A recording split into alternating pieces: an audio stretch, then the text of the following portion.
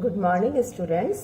आज हम लोग सेकेंड यूनिट स्टार्ट करेंगे और सेकेंड यूनिट स्टार्ट करने से पहले जो हमने फर्स्ट यूनिट में किया था, जिन्हें हम गैलीलियन रूपांतरण समीकरण और गैलीलियन ट्रांसफॉर्मेशन रिलेशन कहते हैं, वो क्या थे कि मान लीजिए दो निर्देश तंत्र हैं एस और एस डैश, और एस डैश के सापेक्ष एस डैश एस के सापेक्ष प्लस v वेग से गति कर रहा है।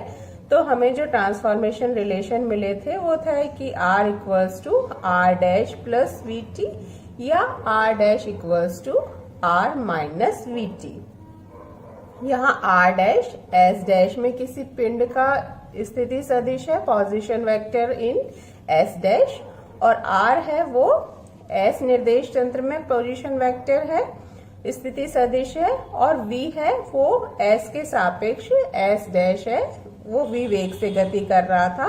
तो t समय बाद जो स्थिति सदिश s डैश में होगा वो s के स्थिति सदिश के साथ इस तरह से रिलेटेड था।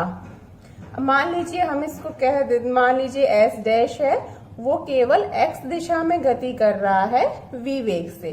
तो ये ट्रांसफॉर्मेशन रिलेशन किस तरह का होगा?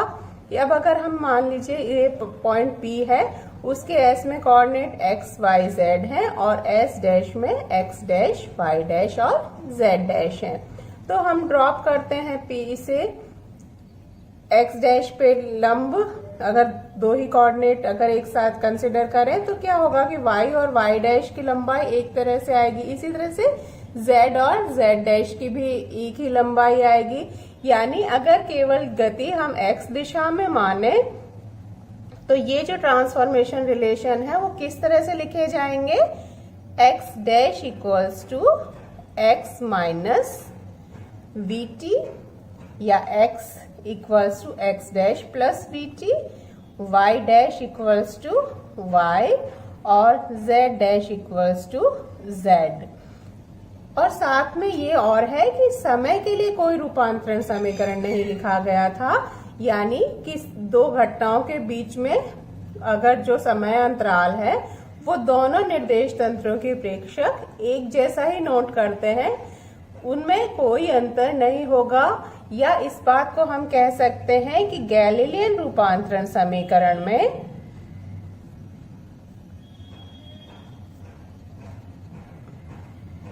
समय या t है वो अनाश्रित राशि है, अनाश्रित यानी इंडिपेंडेंट ऑफ रेफरेंस फ्रेम और ऑब्जर्वर की गति कर रहा है या स्थिर है, इस बात पर निर्भर नहीं करता।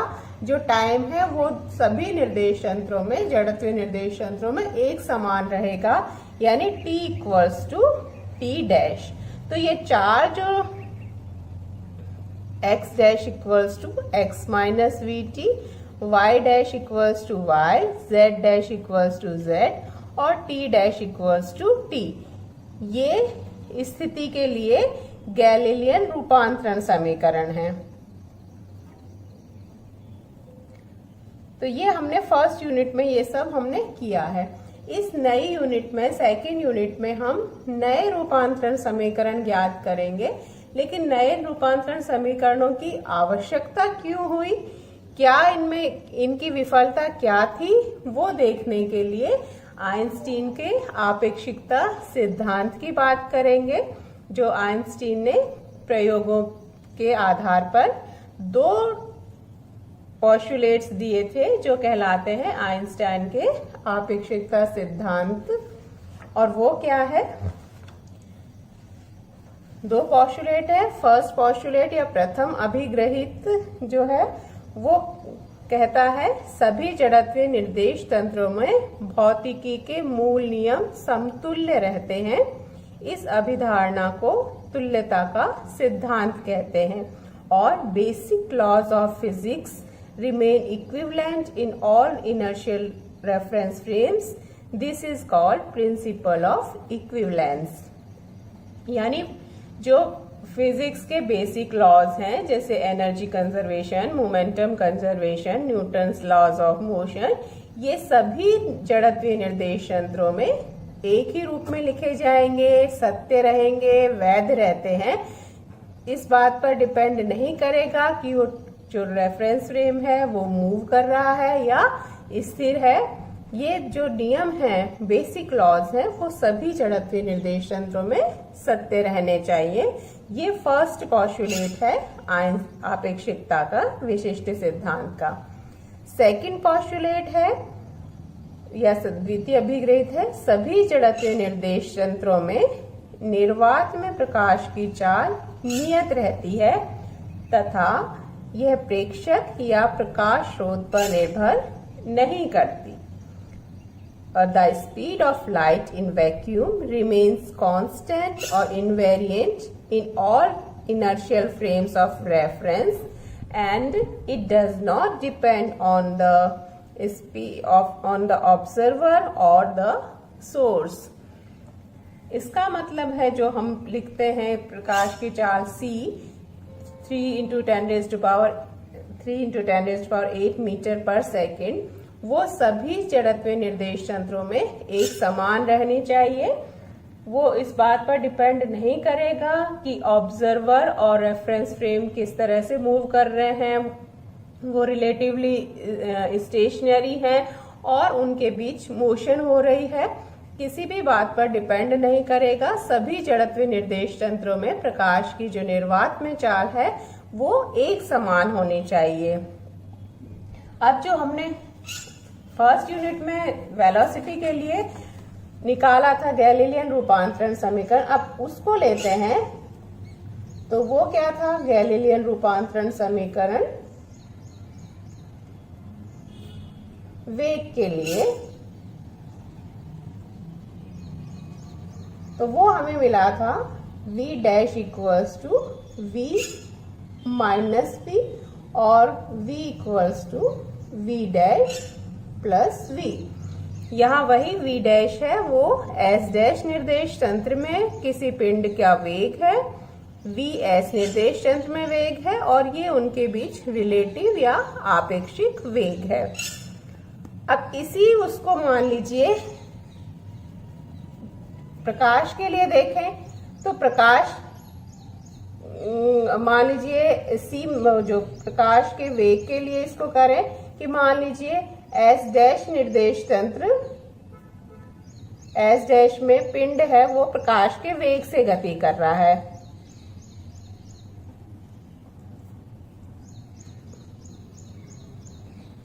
यानी v डैश है वो c के बराबर है और हम मान लीजिए x दिशा में गति ले लेते हैं तो इसको और सिंप्लीफाई कर लेते हैं।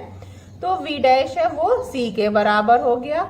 तो s में वेग देखेंगे तो वो कितना हो जाएगा, v equals to c plus v, c plus v s इसी रिलेशन से। तो ये x दिशा में मान लीजिए पिंड का प्रकाश का वेग से गति कर रहा है तो c से गति, और ये x दिशा में मान लेते हैं तो v equals to c plus v, और ये किससे अधिक है, c से भी अधिक है। या ये अगर s कब में प्रकाश के वेग से गति कर रहा होता तो s डैश में जो वेग है वो v dash c minus v के बराबर हो जाएगा। यानी एक पिंड जो एक निर्देश तंत्र में प्रकाश के वेग से गति कर रहा है, दूसरे निर्देश तंत्र में वो प्रकाश के वेग से गति करता हुआ दिखाई नहीं देता, बल्कि उनके बीच जो वेलोसिटी है, रिलेटिव वेलोसिटी, उस पर डिपेंड करता है। यानी स्रोत और प्रेक्षक के बीच गति पर निर्भर करता है। तो ये एक इम्पॉर्टेंट डिफरेंस था कि गैलीलियन रूपांतरण समीकरण में जो प्रकाश का निर्वात में वेग है वो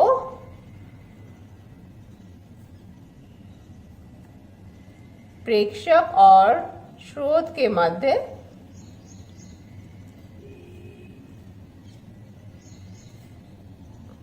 आपेक्षिक गति पर निर्भर करता है।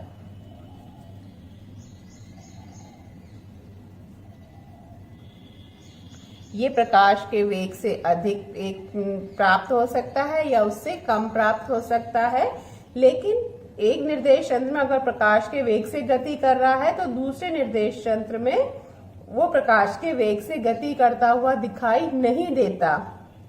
तो यह जो आइंस्टीन का था सिद्धांत, आइंस्टीन के द्वितीय अभिग्रहित का उल्लंघन है।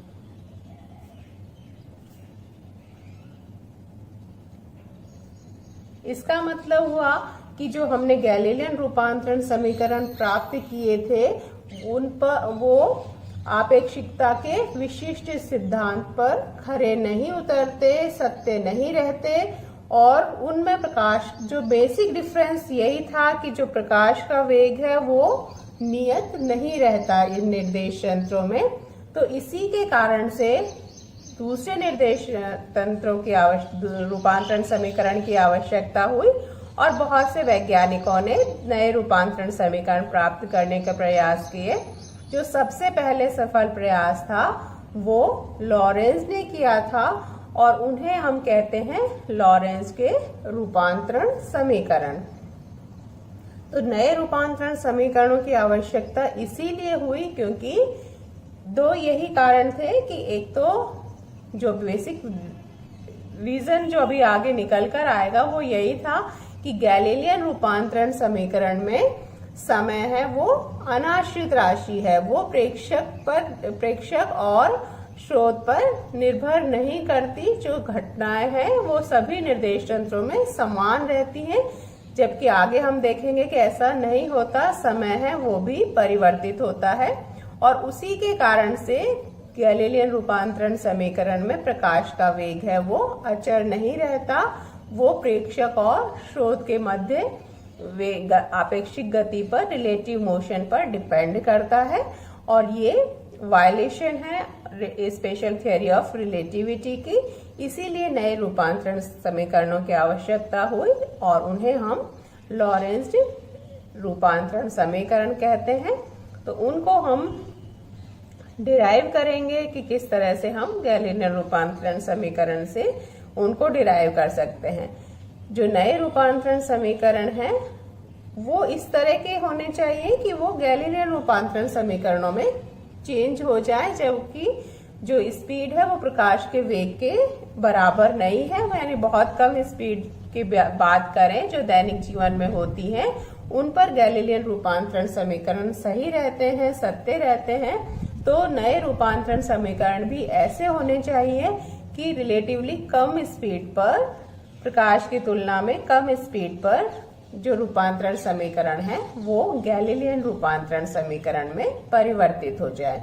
तो उन नए रूपांतरण समीकरणों को हम नेक्स्ट लेक्चर में डिराइव करेंगे।